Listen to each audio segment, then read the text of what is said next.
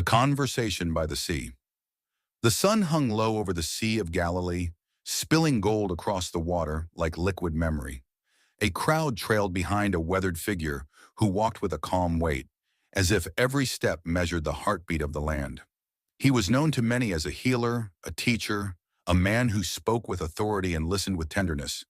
Yet those who followed him also spoke of storms he calmed within the soul, as if he could still the wind that roared inside a person's chest. From the hillside, a figure came rushing down, noisily, with a fevered energy that drew the attention of fishermen mending nets. He was not alone in his agitation.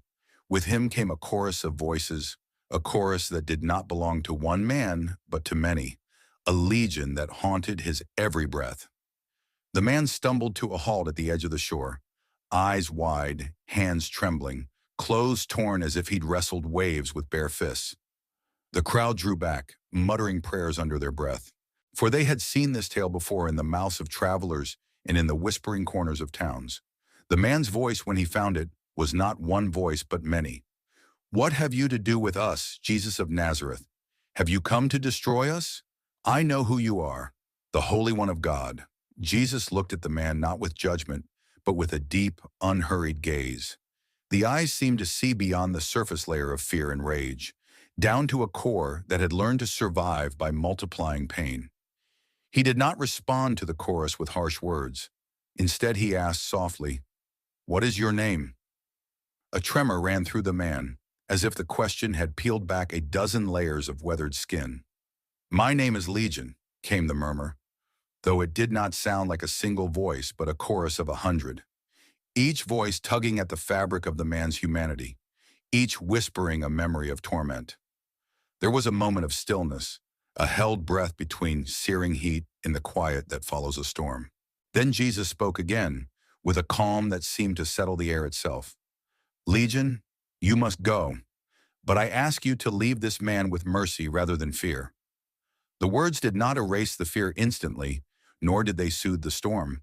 Instead, the air grew thinner, and a hush fell over the crowd as if the shore itself were listening more closely than ever before.